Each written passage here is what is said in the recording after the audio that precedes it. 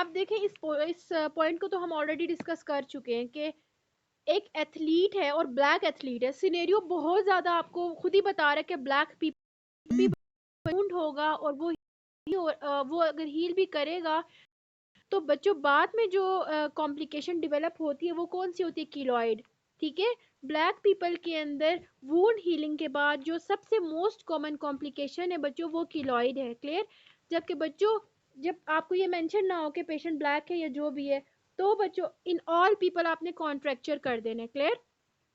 आम लोगों के अंदर, सब लोगों के अंदर कॉन्ट्रैक्चर कॉम्प्लिकेशन है, जबकि ब्लैक पीपल के अंदर कीलॉइड है। अगला बच्चों है wound healing beyond the original wound margin is keloid, that is already been discuss. के बच्चों हमारे पास जो बियॉन्ड मार्जिन वुंड हील करने के बाद जो एक टिश्यू फॉर्म होता है सख्त सा, उसको हम लोग क्या कहते हैं, कीलॉइड कहते हैं। 30 years old firefighter suffers from extensive third degree burns over his arms and hands. This patient is at high risk of developing which one of the following complications of wound healing? तो बच्चों this is simple contracture. Clear. आम बंदा है, बस उसने जो भी किया है, जो डिग्री मर्जी बर्न था, तो कॉन्ट्रैक्चर फॉर्म होगा, इसके अंदर किलॉइड फॉर्म नहीं होगा। Am I clear?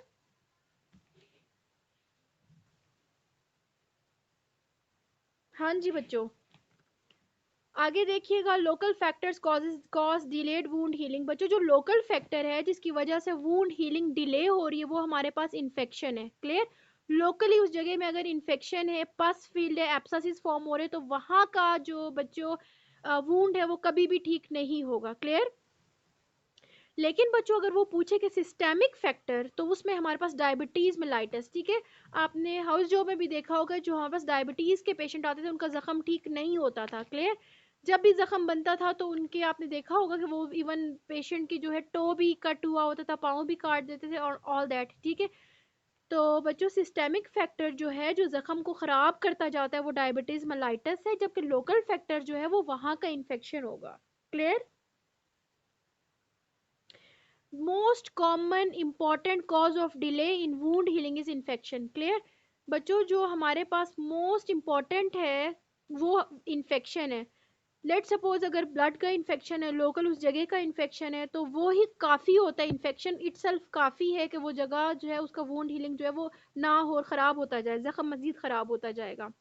Difference between primary and secondary intention wound healing is wound contraction. अभी बच्चों मैंने बताया था कि जो सेकेंडरी है, जो ओपन वुंड हीलिंग है, उसके अंदर क्या होता है, वुंड कॉन्ट्रैक्शन बाय मायोफाइब्रोब्लास्ट हो रही होती है, जबकि प्राइमरी इंटेंशन या जो क्लोज वाला है उसमें वो फॉर्म नहीं हो, वो कॉन्ट्रैक्शन जो है वो नहीं थी। Clear. So this is the major basic difference be going to mark in your paper. Clear. अगला बच्चों 23 years old women receiving corticosteroids for an autoimmune disease and has abscess on her outer right arm. She undergoes minor surgery to incise and drain the abscess, but the wound heals poorly over the next month. Which one of the following aspect of wound healing is most likely to be deficient in this patient? अब देखो बच्चों, इस patient के अंदर जो है auto immune disease चल रही है, और दूसरी इंपॉर्टेंट बात यह है कि पेशेंट जो है वो कॉर्टिकोस्टेरॉइड्स ले रही है। तो मैंने आपको पहले एक्सप्लेन किया था, एक तो हमारे पास कोई ऑटो इम्यून डिजीज हो, let suppose like Goodpasture syndrome है, उस ऑटो एंटीबॉडी उसमें भी हमारे पास ऑटो एंटीबॉडीज बन रहे थे against the collagen. Clear. Scenario में इन्होंने मेंशन किया हुआ है, सिनेरियो में बच्चों इन्होंने मेंशन किया है patient is already suffering from N auto immune diseases. Auto immune disease तो कोई भी हो सकती है, हो सकता है कि उसको गुड पास्चर सिंड्रोम और ऑटो एंटीबॉडीज अगेंस्ट कोलेजन बन चुकी हो, इसलिए उसका वुंड हीलिंग नहीं हो रहा। दूसरी बहुत अच्छी बात इन्होंने ये बताई हुई कि पेशेंट जो है वो पिछले 1 महीने से कॉर्टिकोस्टेरॉइड्स ले रही है। तो मैंने आपको बताया था बच्चों कि जो कॉर्टिकोस्टेरॉइड्स का लॉन्ग टर्म यूज है वो भी हमारी कोलेजन सिंथेसिस को हिंडर कर देता है। ठीक है, उसकी वजह से भी वुंड हील नहीं हो रहा होता। Am I clear? समझ आ रही है?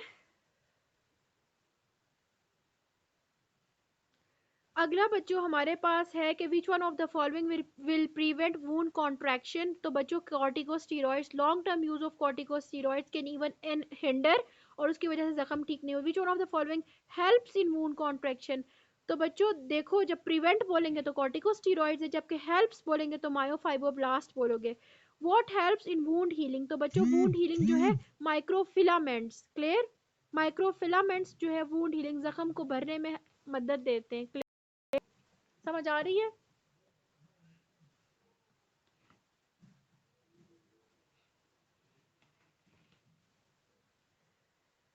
अगला बच्चों, are you guys with me and awake?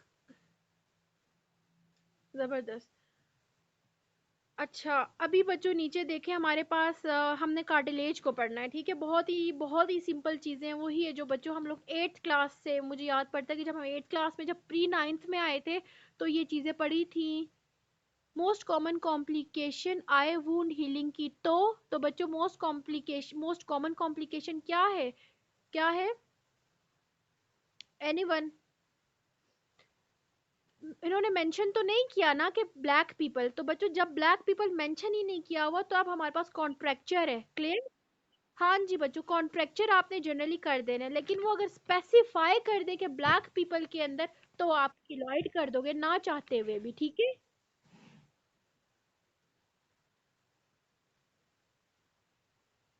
अच्छा जनाब, आप में से कोई एक अगर रीड कर दे, मेरे आई थिंक मुझे मेरे गले को रेस्ट चाहिए अभी। आप में से कोई एक टेबल को रीड करे, आई विल जस्ट एक्सप्लेन।